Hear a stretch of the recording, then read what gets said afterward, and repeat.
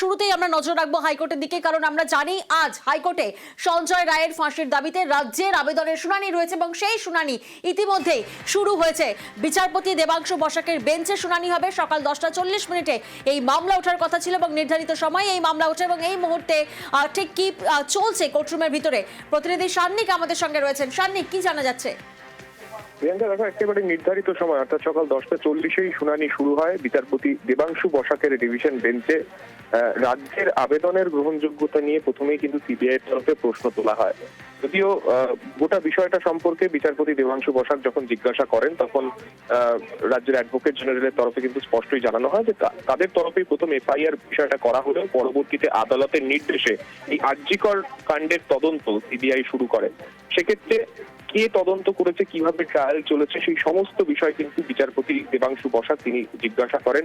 তাহলে রাজ্যের আবেদনের কারণ কি, সেই বিষয়ে কিন্তু একটা স্পষ্ট ধারণা বিচারপতির তরফে জানতে চাওয়া হয় এবং অ্যাডভোকেট জেনারেলের তরফে পুরো বিষয়টাই স্পষ্ট করে বলা হয় যে ভারতীয় ন্যায় সংহিতার 18 ধারায় যেখানে বলা আছে প্রতি হাইকোর্টে এরকম একজন পিপি রাখতে হবে, কলকাতা হাইকোর্টে কোনো পিপি নেই, সেই মামলায় যে এই মামলায় সওয়াল করতে পারে।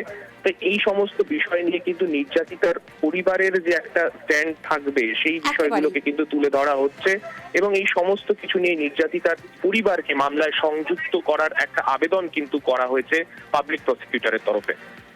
একেবারে, এবং সেই দিকেই আমাদের নজর থাকছে।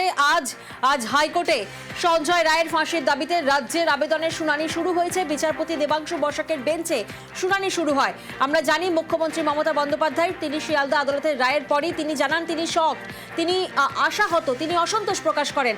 আর তারপরেই হাইকোর্টে আবেদন করে রাজ্য এবং রাজ্যের আবেদনের শুনানি ইতিমধ্যেই শুরু হয়েছে। নির্ধারিত সময় ছিল ঠিক 10:40 এবং 10:40 কলকাতায় হাইকোর্টে শুনানি শুরু হয় বিচারপতি দেবাংশু বসাকের বেঞ্চে।